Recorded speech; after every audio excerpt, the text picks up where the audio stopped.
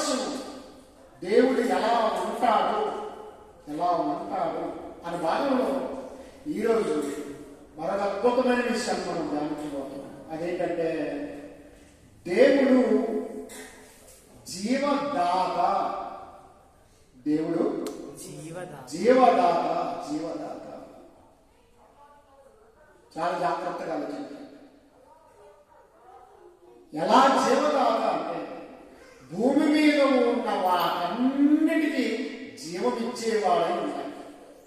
దేవుడు అనగానే రాతితో చేసిన విగ్రహం కాదు, చెక్కతో చేసిన విగ్రహం కాదు, వెండి బంగారంతో చేసిన బొమ్మలు అసలే కాదు. దేవుడు అంటే జీవదాత. జీవాన్ని దానం చేసేవాడు. చాలా మంది రక్తదానం చేస్తారు, విద్యాదానం చేస్తారు, వస్త్రదానం చేస్తారు. ఒకవేళ దేశాన్ని పరిపాలించే పాలకులైతే భూదానం చేస్తారు. ఏ దానం? భూదానం చేస్తారు. అన్నదానం చేస్తారు. రైతులు ఏమంటారు తెలుసు? అన్నదాత అంటారు. అన్నదాత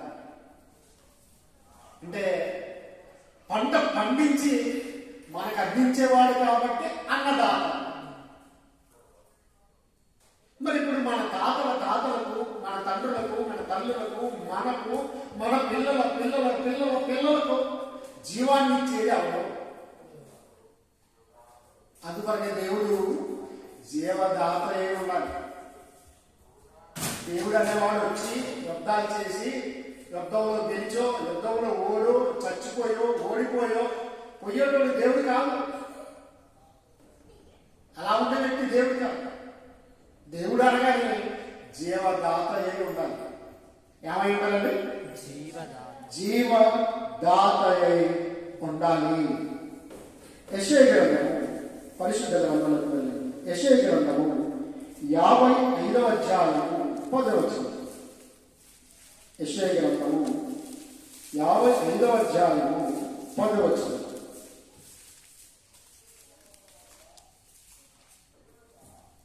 వర్షమును హిమమును ఆకాశము నుండి వచ్చి అక్కడికి ఎలాగూ మరలక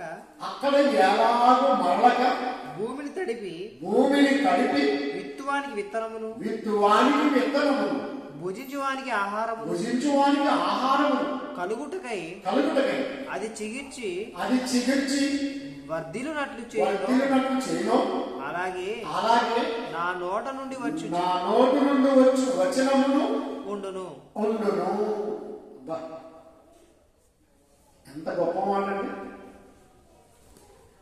ఆకాశము నుండి వర్షమును హిమమును కుమ్మరింపబడి భూమిని కలిపి విత్తనమును మొలిపించండి. విత్తువానికి విత్తనమును ఆహారము ఎలాగో పండించునో అలాగే నా నోటి నుండి వచ్చు వచనము అలాగే ఎలా ఉంటుంది? ఆయన మాట, ఆయన వచనం ఎలా ఉంటుందట? వర్షము హిమము వచ్చి ఎలాగైతే మనం విత్తిన దానికి విత్తిన విత్తనాలను తడిపి మొలకెత్త చేసి ఫలింపజేసి మనకు ఆహారం ఇస్తుందో దేవుని మాట కూడా అలా వస్తుంది. తన నోటి నుండి వచ్చు మాట వల్ల ఇవన్నీ చలిస్తున్నాయి, కదులుతున్నాయి, జీవం పోసుకుంటున్నాయి. ఒకడు చచ్చి ఎలా బ్రతకగలడు అని ఒకడు అడుగుతాడు కొరటి పత్రిక 10వ అధ్యాయంలో. అయితే వెరివాడా రైతులు అంటున్నాడు, నీవేమో అన్నదాత అనుకుంటున్నావు కదా, వెరివాడా మహాజ్ఞానం ఆత్మజ్ఞానం తెలుసుకో. ఏంటంటే నీవు గోధుమ కింద అయినా సరే, మరి ఏ కింద అయినా సరే ఒట్టి కిందనే విత్తుచున్నావు. ఏ కిందనే? ఒట్టి కిందనే విత్తుచున్నావు. కానీ దేవుడు తన చిత్త ప్రకారముగా నీవు విత్తిన దానికి నీవు ఒట్టి కింద విత్తి ఇంటికి వెళ్ళిపోయావు. పొలంలో విత్తనం వేసేసావు, ఇంటికి వెళ్ళిపోయావు. ఆయన నిద్రపోతున్నావు. అమ్మాయ ఒక పని అయిపోయింది అనుకుంటున్నావు. కానీ దేవుడు ఏం చేశాడు తెలుసా? నీవు విత్తిన దానికి తన చిత్త ప్రకారం ఒక శరీరమును దానికి అమర్చి, దానికి ఒక శరీరమును అమర్చి, నా పిల్లలకు ఎలాగ నువ్వు ఫలించాలి గమనించారా? దానికి ఒక దంటు, దానికి ఒక ఈనెలు, దానికి ఒక కంకి, దానికి ఒక సుంకు, ఆ సుంకుకు పాల గింజలు, ఆ పాలు పోసి చూసారా? జొన్న గింజలు, సజ్జ గింజలు, గోధుమలు, ఏదైనా చూడండి, దేవుడు ఎంత చక్కగా మరుస్తున్నాడు తెలుసా? దానికి జీవం పోసాడైనా. ప్రేమ దేవుడు వల్ల చాలా జాగ్రత్తగా ఆలోచించాలి. అందుకొరకే దేవుడు అంటే ఎలా ఉంటాడు అంటే జీవదాత అయి ఉంటాడు. ఏమై ఉంటాడండి? జీవదాత అయి ఉంటాడు. ఇప్పుడు మనకు కనిపిస్తున్న దేవుడు దేవతలను చూడండి, జీవదాతలేనా?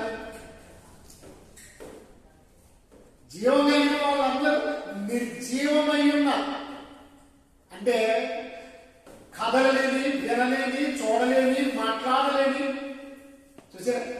ఆ విగ్రహానికి వెళ్ళి సాగిలపడి నమస్కారం చేస్తారు, దానికి ఇంకేదేదో పూజలు పునస్కారాలు చేస్తారు, దాన్ని ఆరాధిస్తున్నారు. కానీ జీవం ఉన్న వ్యక్తి జీవం లేని దాన్ని ఆరాధించడం లేదా పూజించడం ఎంతవరకు సమంజసం? అందువల్లే మందు నోరుడొకటి, మడిపంచనుదగొకటి, బొందాగుడుతో నాకొకటి, బురదాగుడు చూడకొకటి, అందోకారాయి వలసి అది దేవుడని అందోరేల బొమ్మలను కొలువాని లాభము, బాండ మేల బొమ్మలను కొలువాని లాభము, అడవిలో చెట్టు కొట్టి అన్ని పనిముట్లు చేసి వడ్రంగి చేయు విధమ, వరి వంక తెచ్చి బొమ్మ వడ్రంగి చేయు విధమ, దృఢమైన రమ్ము మూసి పడి పాడి గొప్ప చుందోరేల బొమ్మలను గొలువాని లాభము, బాండ మేల బొమ్మలను గొలువాని లాభము. కాబట్టి ప్రేమిడు దేవుడు అన్నారు, చాలా జాగ్రత్తగా ఆలోచించాలి. జీవం కలిగిన మనిషే జీవం లేని దాన్ని ఆరాధించడం ఎంతవరకు సమంజసం? అప్పుడు మనిషికి బుద్ధి ఉందా? బుద్ధి ఉందా? దేవుడిని తెలుసుకోవాలి. దేవుడు ఎలా ఉంటాడో అర్థం చేసుకోవాలి. దేవుడు ఎలా ఉంటాడు అంటే జీవదాత అయి ఉంటాడు, దాత అయి ఉంటాడు. చాలా జాగ్రత్తగా ఆలోచించేద్దాం ప్రేమ దేవుని వాళ్ళగా. పరిశుద్ధ గ్రంథం ఎంత అద్భుతంగా చెబుతుంది అంటే ఆదికాండం 1వ అధ్యాయము 21వ వచనాన్ని చదవండి. ఆదికాండము 1వ అధ్యాయము 21వ వచనం. దేవుడు జలములలో వాటి జాతి ప్రకారం జలములు సమృద్ధిగా పుట్టించిన మహామత్స్యములను జీవము కలిగి చలించు వాటినన్నిటిని దాని జాతి ప్రకారం రెక్కల గల ప్రతిపక్షి సృజించెను. అది మంచిదని దేవుడు చూచెను. బాగా ఆలోచించాలి. ప్రేమ దేవుడు జీవదాత కనుక తన నోటి నుండి పలికిన ప్రతి మాట జీవాన్ని తీసుకుని వస్తుంది. అందులో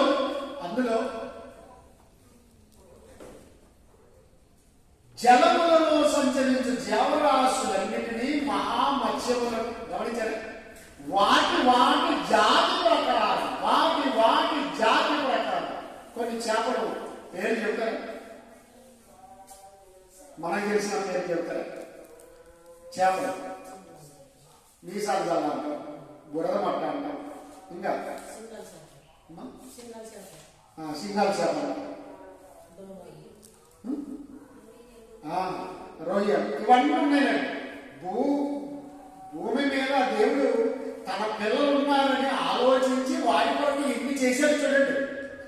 జలములలో మహామత్స్యములను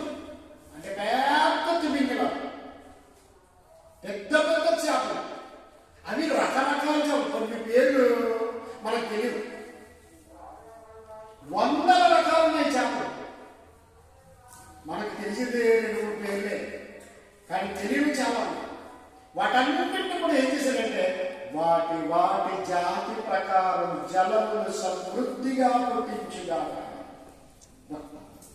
ఆయన నోటి నుండి ఆ మాట వచ్చింది కాబట్టి జలములకు అంటే నీళ్లకు జీవం ఉంది. అలాగే అందులో ఉన్న జీవరాశులన్నిటికీ జీవం ఉంది.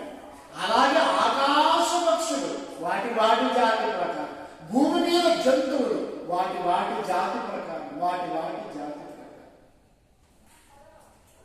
ఆకాశం నుండి వర్షమును జీవమును కురిసి భూమి మీద మనం విత్తుకున్న విత్తనాలకు ఎలాగైతే జీవం పోస్తాయో అవి మొలకెత్తి మానవులకు ఆహారములు చేస్తాయో నా నోటి నుండి వచ్చినమును అలాగే ఉంది.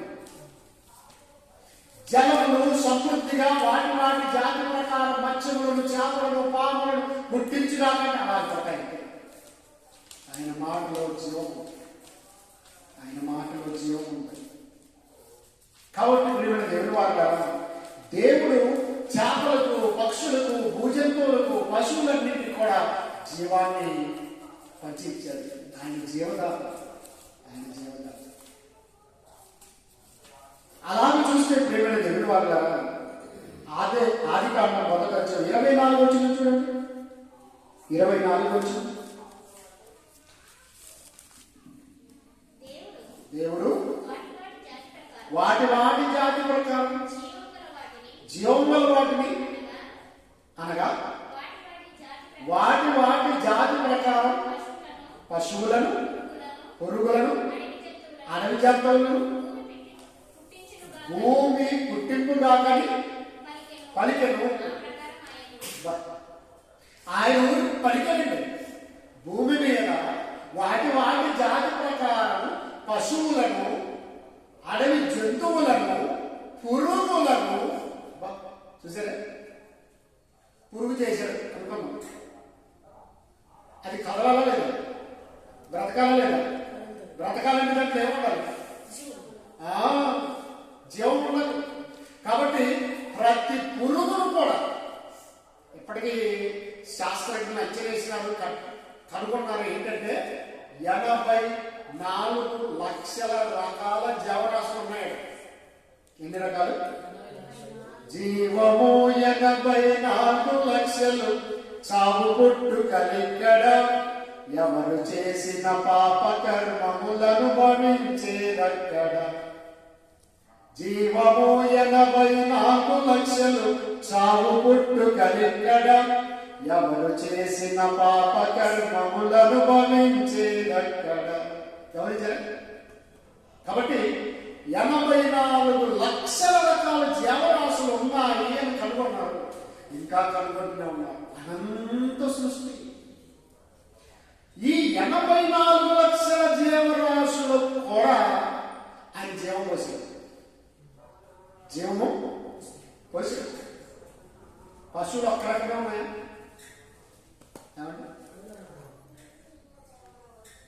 ఎద్దులు, ఆవులు, గొర్రెలు, మేకలు, గుర్రాలు, ఒంటెలు ఉన్నాయి, గాడిదలు. అలా చూస్తే పక్షులు ఒకే రకం ఉన్నాయి. భూమి మీద అంత కాకులు మాత్రమే ఉన్నాయి. ఇంకేం పక్షులు లేవా? అయ్య బాబు, లెక్కించుకొని వెళ్ళిపోతే రకరకాలు. ఇలా చూస్తూ ఉంటే వాటన్నింటినీ కూడా దేవుడి వాళ్ళు నడిపిస్తున్నాడు. అంటే అందులో ఏం పెట్టాడు? ఆకాశ పక్షులను చూస్తే ఆనందపడిపోతాం. గమనించండి, అందులో జీవం ఉంది. ఆయన జీవదాత. మరొక మాట ఆది కాండం మొదటి అధ్యాయంలో చదువుకుంటే అద్భుతమైన విషయాలు. ఇవాళ వృక్ష శాస్త్రము అని రాసుకున్నారు. దేవుడు వృక్షాలను అంటే చెట్లను, మొక్కలను పుట్టించాడు కాబట్టి వృక్ష శాస్త్రం అని పెట్టుకున్నాడు. కానీ ఆ వృక్షాలను పుట్టించింది ఎవరు? దేవుడు. బాగా ఆలోచించారు. దేవుని మాట వల్ల కలిగాడు. అందులో జీవం ఉందా? జీవం ఉందా? చెట్టులో జీవం ఉందా? ఉందా లేదా? మొన్న బాగా గమనించండి. లాస్ ఏంజలీస్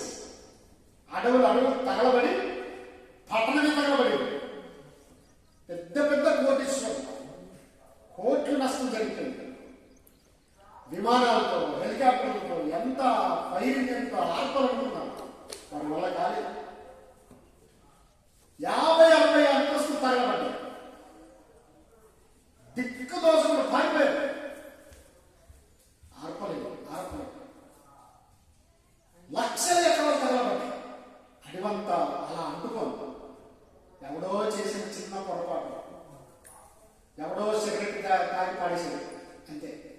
అది దావనంలా అంటుకొని నగరం అంతా పాడు చేసేసి.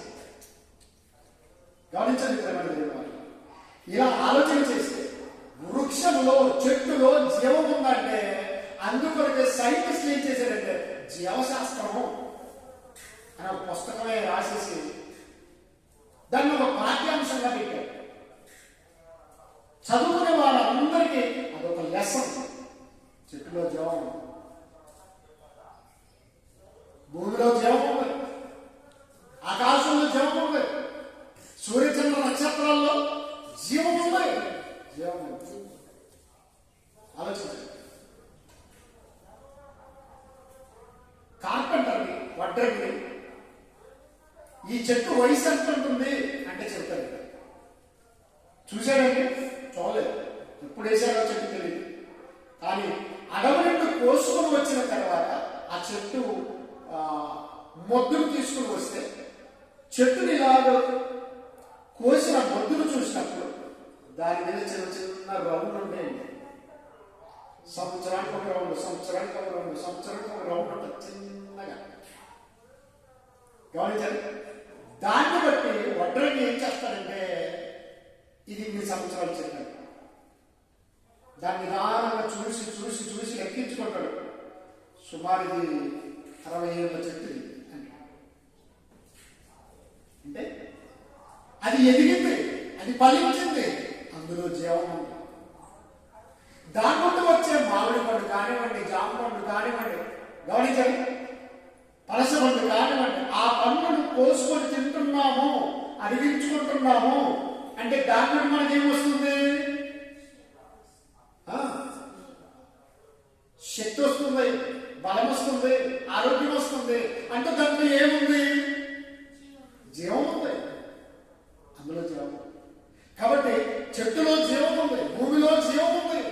జీవం ఎందుకంటే జీవము గల దేవుడు పలికాడు కనుక ఆ జీవాన్ని పంచుకొని పుట్టేది. అందులో జీవం ఉంది. అందుకని దేవుడు ఏమంటాడు? ఆకాశం ఆలకించు. ఆలకించాలంటే దాంట్లో ఏముండాలి? వినాలంటే దాంట్లో ఏముండాలి? జీవం. భూమి చెవి యొక్క ఉన్నాడు అంటే దానికి ఏముండాలి? చెవులు ఉండాలి. చెవులు ఉన్నాయంటే ఏముండాలి దాంట్లో? జీవం ఉంది. జీవం. కాబట్టి దేవుడు జీవదాత. భూమికి అలాగే జీవం ఇచ్చాడు, వృక్షాలకు జీవం ఇచ్చాడు, పశువులకు జీవం ఇచ్చాడు, జంతువులకు జీవం ఇచ్చాడు, ఆకాశ పక్షులకు జీవం ఇచ్చాడు, సముద్రంలో సంచరించే జీవరాశులన్నింటికి ఆయన జీవం ఇచ్చాడు. అందుకొరకు ఆయన జీవ దాత. దేవుడు అంటే ఎలా ఉంటాడు అంటే జీవదాత. జీవదాత.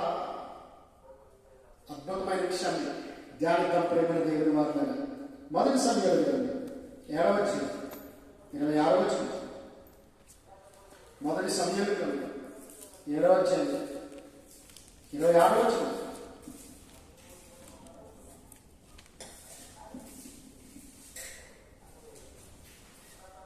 మొదటి సమయంలో 7వ అధ్యాయం 26వ వచనం.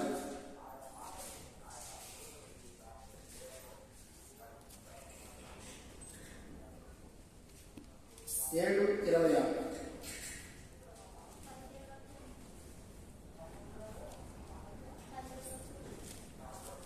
17వ అధ్యాయం 26వ వచనం. క్షమించండి, 17వ అధ్యాయం 26వ వచనం. జీవము గల దేవుని సైన్యములను, జీవము గల దేవుని సైన్యములను తిరస్కరించుటకు ఈ సున్నతి లేని ఫిలిస్తీయుడు ఎంతటి వాడు? వాని చంపి. అబ్బా, మంచిదండి. అద్భుతమైన మాటలు. ఇక్కడ ఈసారి కెమెరా దిగు. దావీదు గారు మాట్లాడుతున్న మాట. భక్తుడైన దావీదు ఏమంటున్నాడు తెలుసా? యుద్ధానికి బయలుదేరినప్పుడు ఇశ్రాయేలీయులందరూ, ఇశ్రాయేలు రాజైన సౌలు గారు, సైన్యాధిపతులు అందరూ భయపడిపోయారు. కాబట్టి ఫిలిస్తీయుడైన గొల్యాతు భయపడ్డాడు. అతడు 6 మూరల జనాలు ఎత్తు, అంటే ఒక మూర వచ్చేసి అడుగుతున్నారండి. ఎంత అయినట్టు శాంతిరాజు చెప్పు. 6 మూరలు అంటే 6 అడుగులు, 6 అర్థాలు, 3 9 అడుగులు, పైన ఎంత జానుడు, 9 అడుగుల జానుడు అంటే 9:30కి ఎక్కువ ఉన్నాడు. 9:30కి ఎక్కువ ఉన్నాడు. దగ్గర 10 అడుగుల పర్సన్ అయినా ఎవరు? గొలియాతు. ఇశ్రాయేలును సవాల్ చేసుకుంటూ వచ్చారు. ఆయుధాలు, కవచాలు ధరించడానికి కూడా అలవాటు లేదండి. ఒక్క వడిసలు పట్టుకునే అలవాటు ఉంది, కర్ర పట్టుకునే అలవాటు. యుద్ధ రంగంలోకి వచ్చేసింది. తన భావాన్ని చెబుతున్నాడు చూడండి. ఏంటంటే చాలా అద్భుతమైన విషయం. 17-26 వచ్చిన జీవముల దేవుని సైన్యములను అందుకండి ఫస్ట్ ఎవరిని జ్ఞాపకం చేస్తున్నాడు తెలుసా? దేవుడు. ఆయన ఎలాంటి దేవుడు తెలుసా? జీవము గల దేవుడు. యెహోవా దేవుడు ఎలాంటి దేవుడు? జీవము గల దేవుడు. కాబట్టి జీవము గల దేవుని సైన్యమును ఎదిరించుటకు, తిరస్కరించుటకు సున్నతి లేని ఈ ఫిలిష్తీయుడు ఎవరు అసలు? దేవుని జనము, దేవునిలో మేము సున్నతి పొందుకున్నాము, మేము దేవుని సైన్యం. అలాంటిది సున్నతి లేని వీడు ఎవడేసాడు అసలు? గొల్యాతు దగ్గర దావీదు గారిని నిలబెడితే మోసాలు ఎత్తుంటాడండి. గొల్యాతు ఎవరు తెలుసా? అసలు పిల్లలు ఎవడు యుద్ధానికి వచ్చారు? నీ పక్కన ఉన్న వారిని అడిగితే ఎస్ఐ కుమార్ గట, ఎస్ఐ కుమార్ ఏ పేరు? దావీదు గట. మీ సైన్యము, మీ రాజే భయపడి ఒడిగిపోతున్నాడు. నాయనా దావీదు, నేను కుక్క పిల్లలు అనుకుంటున్నావా? కర్ర తీసుకొని మనిషిని తీసుకుని వచ్చాడండి. పోనన్న పిల్లోడు, నీకు తెలియదు పో అన్నట్టుగా మాట్లాడు. ఇక్కడ ఉన్నది ఎవరు? 6 మూరల జాను ఎత్తున్న ఫిలిష్తీయ సైన్యాధిపతి అయిన గొల్యాతు. నేను బాగా ఆలోచించాను. అప్పుడు దావీదు ఏమన్నాడు? యుద్ధమో యెహోవాదే, యుద్ధమో యెహోవాదే, రాజులు మనకెవ్వరు లేరు, శూరులు మనకెవ్వరు లేరు, రాజులు మనకెవ్వరు లేరు, శూరులు మనకెవ్వరు సైన్యములకు అధిపతి అయిన యెహోవా మనల, సైన్యములకు అధిపతి అయిన యెహోవా మనల, యుద్ధము యెహోవాదే, యుద్ధము. కథన రంగంలోకి దూకిన తర్వాత కత్తులు లేవు, కటారులు లేవు, ఏమి లేవు. కానీ జీవము గల దేవుడైన యెహోవాదే యుద్ధము యెహోవాదే అనేటప్పటికీ పరలోకంలో సింహాసనాసీనుడైన దేవుడు ఎలా ఉంటాడు తెలుసా? ఈ మాట వినేసరికి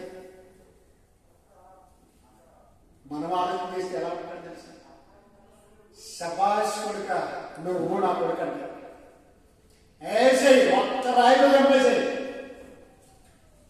ఎక్కువసేపు యుద్ధం చెయ్యక్కర్లేదు. వడిసెలో రాయి పెట్టి గిర గిర గిర గిర గిర గిర గిర తిప్పి పడితే ఒక్కసారిగా ముందుకు పడింది అంతే. ఒక్క బోర్లు పట్టాడు. అయ్యో, 6 మూరల జాండెత్తు. ఇప్పుడు జాండెత్తుకున్నాడు. పిల్లలు దాని పరిగెత్తుకుని వెళ్ళాడు. ఎక్కడికి? గొల్యాతు దగ్గరికి. వాళ్ళందరూ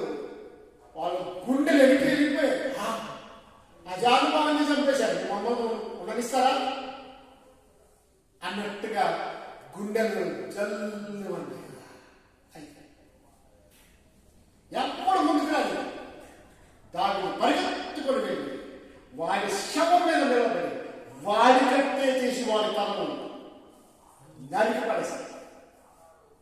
దైవిక స్తోత్రం.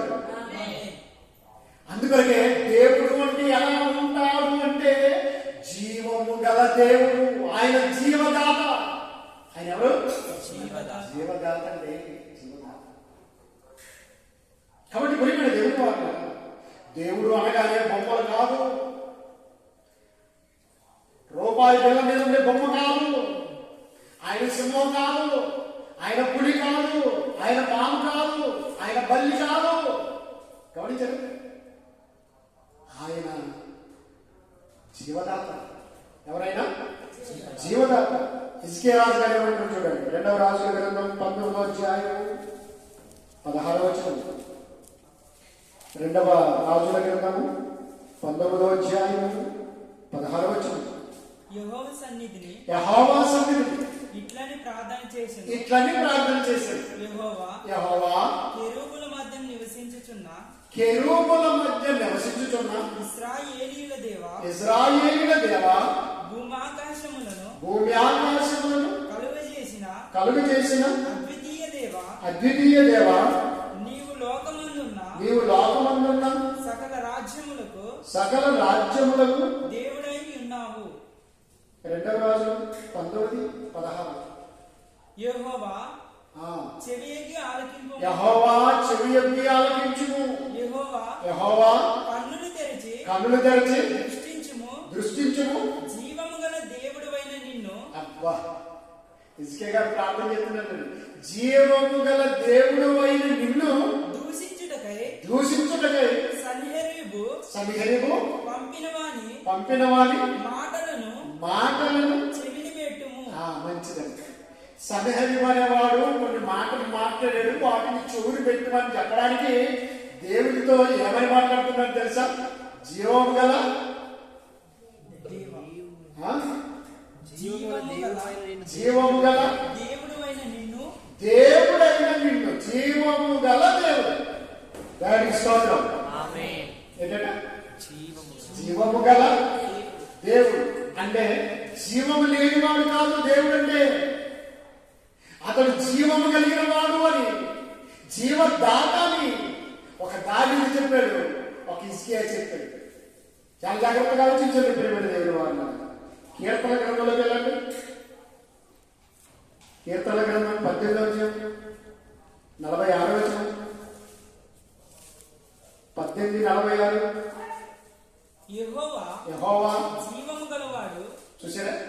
యెహోవా జీవము గలవాడు. నన్నేం చూడట్లేదని అనుకుంటున్నామేమో, దాపుడు ఏది పాకిస్తాన్ చేస్తాను నువ్వు అనుకుంటున్నామేమో, కానీ యెహోవా జీవము గలవాడు. యెహోవా జీవము గల దేవా అని ప్రార్థన చేస్తున్నాడు. కాబట్టి ఒక పెద్ద పూజారి, దేశంలోనే పెద్ద పూజారి ఆయన ఇంకా ఉన్నాడు. గమనించండి, ఆయన పేరు చెప్పక్కర్లేదు, ఫేమస్ ఆయన ఒకసారి ఆయన ఇంట్లో ఒక పెద్ద విగ్రహం చేయించుకొని పూజ చేస్తున్నాడు. ప్రతి ఉదయం చేస్తాడు. ఏం చేస్తాడు? పూజ చేస్తాడు. బాగా గమనించాడు. ఆయన పూజ చేస్తా ఉంటే ఒక బల్లి దేవుడి విగ్రహం కంటి మీదకి వచ్చింది. చూశాడు, పూజ చేసుకుంటే చూశాడు. ఆ శ్లోకాలు అవి ఇవి పలుకుతున్నాడు. ఆ బల్లిని చూస్తున్నాడు, పలుకుతున్నాడు. ఎంతసేపు అయింది ఆ బల్లి పోలేదు. అన్ని పక్కన పెట్టి ఆలోచన చేసింది. నీ కంటి మీదకి, పంటి మీదకి, నోటి మీదకి, ముక్కు మీదకి వచ్చిన ఈ బల్లిని నువ్వు తీసేసుకోలేవు. నాకెట్లా సాయం చేయగలడు? నేను నా ముఖం మీదకి ఈగ వచ్చిన దాన్ని పోలేస్తాను అంటే నాలో జీవం ఉంది. నాలో ఏముంది? జీవం. మరి నువ్వు దేవుడు కదా, మరి అంత చేసిన బలి వచ్చింది, దాన్ని ఏమన్నా కంటి మీద అంతసేపు అయింది, నేను ఎట్లనే పూజ చేస్తాను, నువ్వేం దాన్ని అంటే బలినే పారగొట్టలేని నీవు మనుషుని ఎలా పారగొడతావు, మమ్మల్ని ఎలా కాపాడు? ఈ రోజు నుండి నేను పూజ చేయకూడదు. బాగా అడిగారు. దేవుడు అంటే రాయి రప్ప వెండి బంగారం కాదు అని అర్థమైపోయింది. ఆ రోజు నుంచి పూజ మానేశానని చెప్తున్నాడు. మరి ఏంటయ్యా దేవుడు అంటే? నువ్వు ఇంత దేశంలోని పెద్ద పూజారి కదా, పెద్ద స్వామి, నువ్వు ఇట్లంటే ఎలాగంటే దేవుడు ఆత్మ, ఆయన అంతరాత్మలో ఉన్నాడు. కాబట్టి ఇది దేవుడని మనం అనుకుంటున్నాం. ఎవడో దాన్ని చేశాడు, పడగొడితే కింద పడిపోతుంది, మనం నిలబెడితేనే నిలబడతాం. అదేం దేవుడు? అది దేవుడు అని చెప్పేసి చూసారా? కాబట్టి ప్రియమైన దేవుడు అంటారు, దేవుడు అంటే ఎలా ఉంటాడు అంటే కీర్తనకారుడు ఏమని చెప్పాడు? జీవము గలవాడు, జీవము గలవాడు, జీవము గలవాడు, చలించేవాడు, చూసేవాడు, మాట్లాడేవాడు, నడిపించేవాడు, పోషించేవాడు, జీవం ఇచ్చేవాడు, జీవదాత. దేవునికి స్తోత్రం.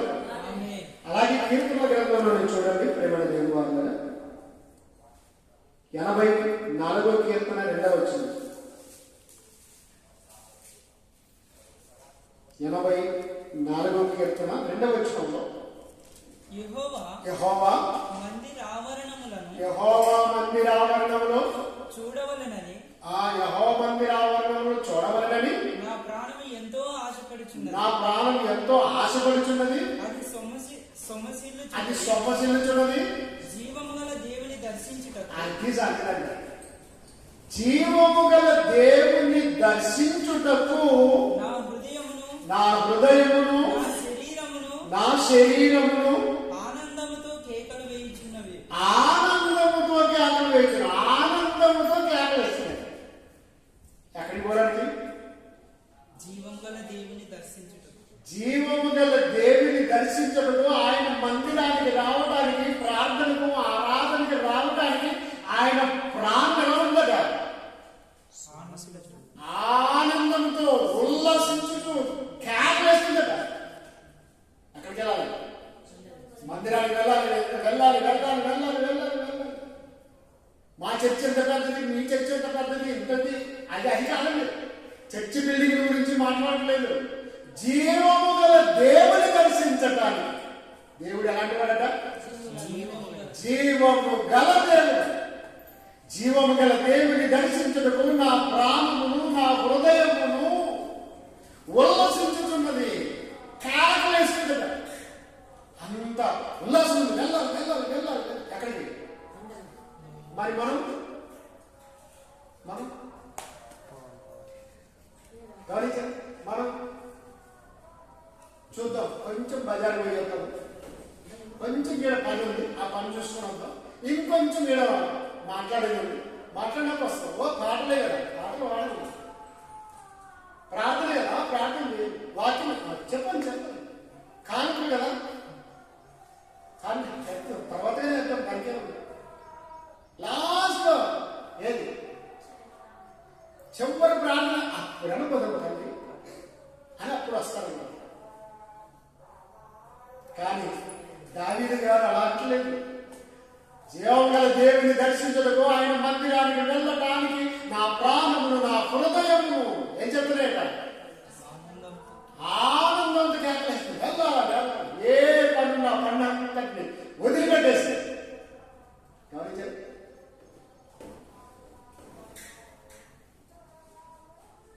ప్రేమ దేవుని వాళ్ళ ఒక దైవజనుడికి మంచి వాక్యం చెప్తాం, వాళ్ళ ఆరాధనలో ఉన్నాడు. ఫోన్ వచ్చింది. ఫోన్ పక్కన పెట్టేసి వేరే వాళ్ళు వచ్చి ఫోన్ ఎత్తారు. ఏంటి అంటే మీ నాన్న చనిపోయినాడు అంటారు. వచ్చి చెవులు చెప్పారు. వాక్యం చెబుతూ ఉండగానే చెవులు నాన్నగారు వెళ్ళిపోయారట. గమనించండి. ఆయన మైక్ కొంచెం సైడ్ పెట్టేసి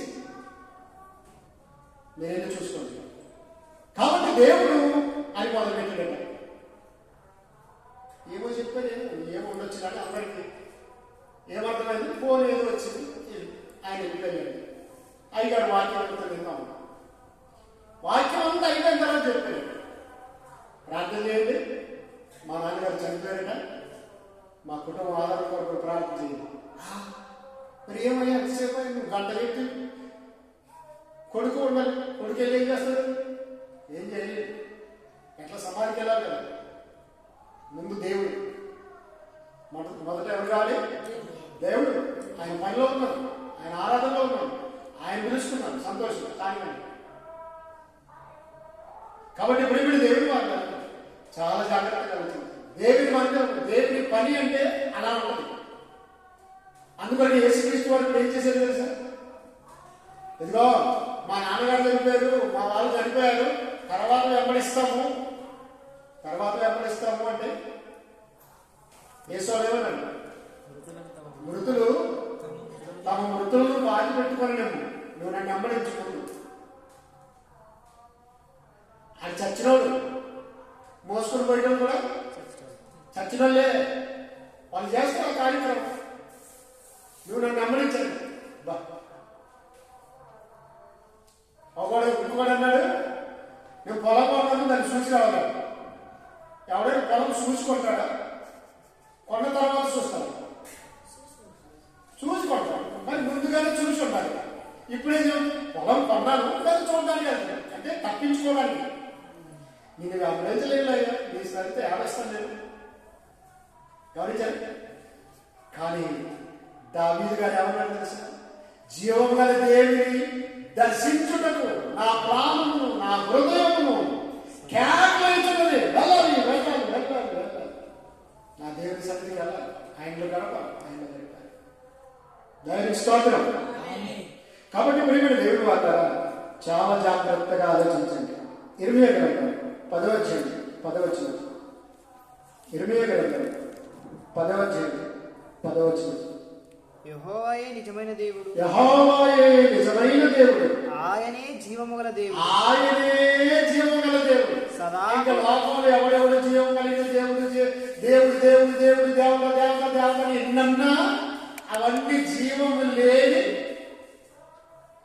దేవుడు దేవతలు. కానీ యెహోవాయే నిజమైన దేవుడు, ఆయనే జీవం గల దేవుడు, సదాకాలం ఆయనే రాదని చెప్పాడు. దాని స్తోత్రం. ఆయనే జీవం కలిగిన వాడట. చూసారా?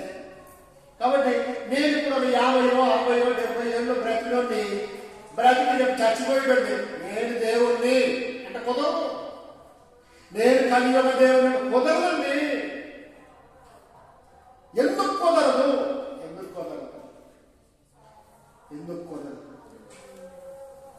జీవదాత, దేవుడు జీవదాత అయినప్పుడు ఎలా జీవదాత అయ్యాడో ఒక అద్భుతమైన మాటలు చదువుతుంది. హెబ్రీ పత్రిక 13వ అధ్యాయం 4వ వచనం. హెబ్రీ పత్రిక 13వ అధ్యాయం 4వ వచనం. వివాహము అన్ని విషయములలో ఘనమైనది గాను పానుపు నిష్కల్మషమైనది గాను ఉండవలెను. వేశ్యాసంగులకును వ్యభిచారులకును దేవుడు తీర్పు తీర్చును అన్న. ఇప్పుడు మీరు మాట్లాడాలి. ఇదేంటి పెళ్లిలకు చెప్పే బోధ కదా, చెప్పే ప్రసంగం కదా. వివాహం అనే విషయంలో పెళ్లికి ఏం చెప్పుకుంటారో చెప్పుకోండి. కానీ పెళ్లి తర్వాత జరగబోయే అద్భుత కార్యానికి దేవుడు ఎంటర్ అయ్యాడు. ఒక మాటలో చెప్పాలంటే అబ్బాయికి అమ్మాయికి, స్త్రీ పురుషుడికి పెళ్లి చేసినంత మాత్రాన పిల్లలు పుట్టరు. స్త్రీకి పురుషుడికి పెళ్లి చేస్తే పిల్లలు పుట్టరు. ఎందుకు సార్? మూడవ పర్సన్ అయిన దేవుడు జీవదాత ఎంటర్ అయితేనే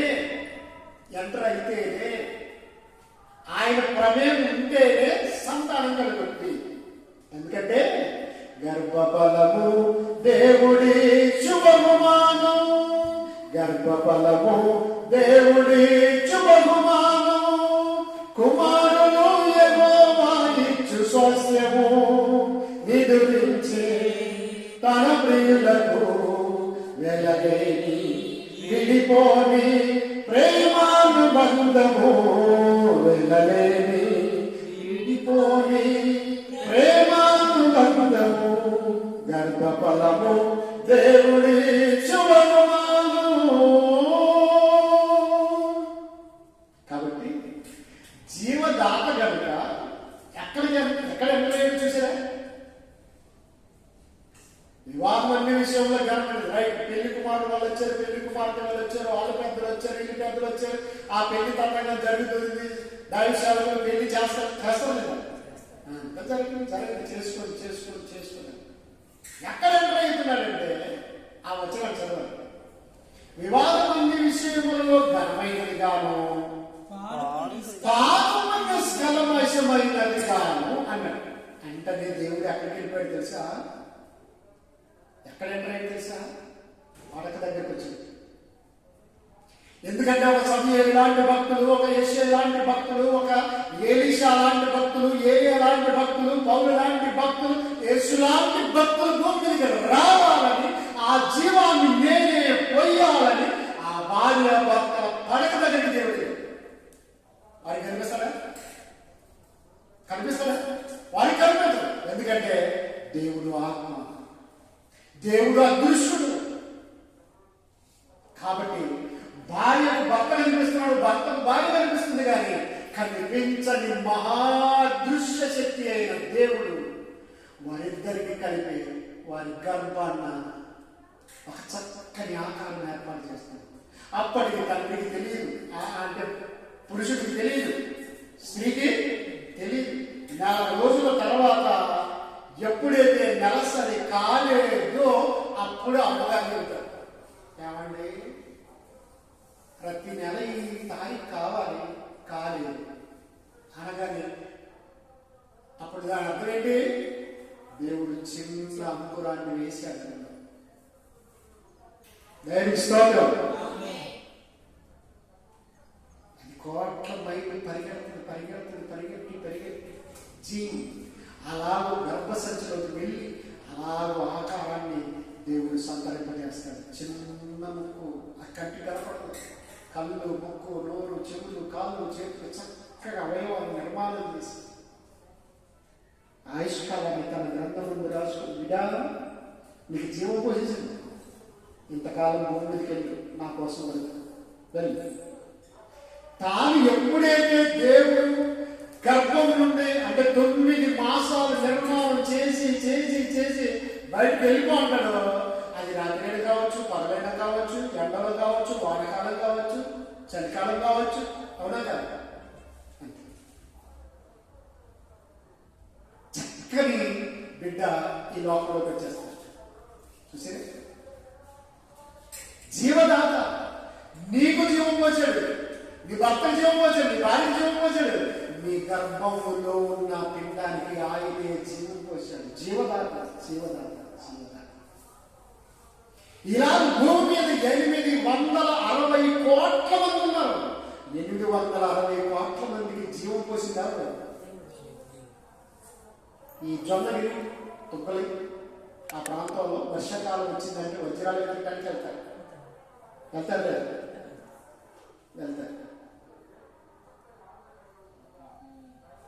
తిమోతి గారు ఉండే రేడియో మెకానిక్ గమనించారు. వజ్రాలు కొంతమంది దొరికిన వాళ్ళు తెచ్చి అమ్ముతా ఉన్నారు. ఒకటి చాలా కాస్ట్ పెద్ద దొరికింది, ఆమె కలుపు తీస్తూ ఉంటే దొరికింది. ఈ మధ్యన ఈ నెలలో బేరం కుదరలేదు. చివరికి 2 రోజుల తర్వాత బేరం కుదిరింది. 40 లక్షల రూపాయలు డబ్బులు ఇచ్చారు. తర్వాత 10 తులాలు బంగారు ఇచ్చారు. మరలా వెండి ఇచ్చారు. గమనించారు. అంత విలువైన వజ్రం దొరికింది. ఇంకొక ఆమె వచ్చారు, అయ్యా నాకు దొరికింది పడేసి 15 రోజులైందయ్యా నేను సర్ది కట్టుకొని అడిగి తిరిగి అట్లా పడేస్తామంటే ఆయన అంటున్నాడు, ఇందులో జీవం లేదు, వజ్రమే ఏం లేదు, జీవం ఇలా చేయబడుతుంది. ఏదైనా మెకానిక్ వస్తే చూసి భయపడి ఏమమ్మా అని అంటే అది పనికిరాదు. బాగుంది అమ్మా, బాగుంది, చూడడానికి బాగుంది, బాగా ఉంది. కాబట్టి అందులో జీవం ఉండాలి. అందులో ఏముండాలి? జీవం ఉండాలి. కాబట్టి ప్రియమైన దేవుడు వాళ్ళు చాలా జాగ్రత్తగా ఆలోచించాలి. దేవుడు ఎలాంటి వాడు? జీవము గలవాడు. ఆయన జీవదాత. కోట్లాది మనుషులకు, కోట్లాది జీవరాశిని ఆయన ఏం ఇచ్చాడు తెలుసా? జీవం ఇచ్చాడు. జీవం ఇచ్చాడు. అద్భుతమైన మాట చెప్తాను. కొందరు మీరు అరిగించుకోలేరు. అద్భుతమైన మాట చెప్తాను. యేసుక్రీస్తు వారికి శరీరం అమర్చింది ఎవరు? దేవుడు. ఆయన జీవం పోసింది ఎవరు? దేవుడు. అపోస్తలుల కార్యములు 2వ అధ్యాయం 36వ వచనంలో ఏమో తెలుసా? మీరు శిలువ వేసిన ఈ యేసును, మీరు శిలువ వేసిన ఈ యేసును దేవుడు ప్రభువుగాను క్రీస్తుగాను అంటే సమాధిలో నుండి ఎవరు లేపారు తెలుసా? యేసుక్రీస్తుని ఎవరు లేపారు?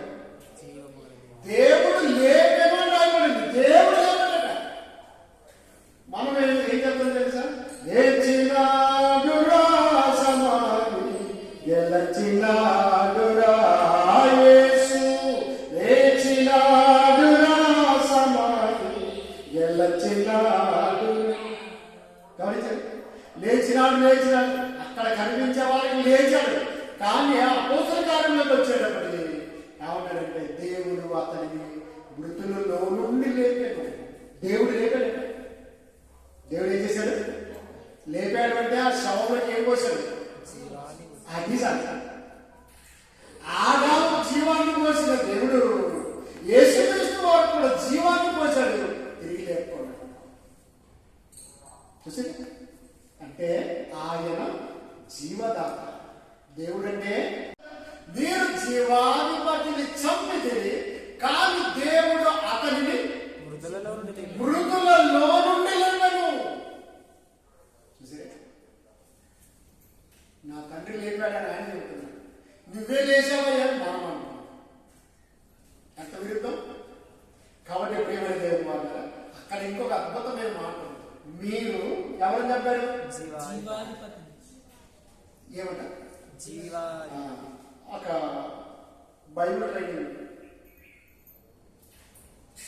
కళాశాల ఒక మంచి బోధకుడు వచ్చి ప్రార్థన చేసింది. దేవా జీవాధిపతి మీ పాదాలకు స్తుతులు స్తోత్రాలని ప్రార్థన చేసింది. ప్రార్థన అంతా అయిపోయిన తర్వాత ఒక స్టూడెంట్ ఏమన్నాడు తెలుసా? ప్రార్థన మీరు తప్పు చేశారు సార్. ఇంత లేచిన బోధకుడిని తప్పు చేసేది ఎలా? అవును సార్,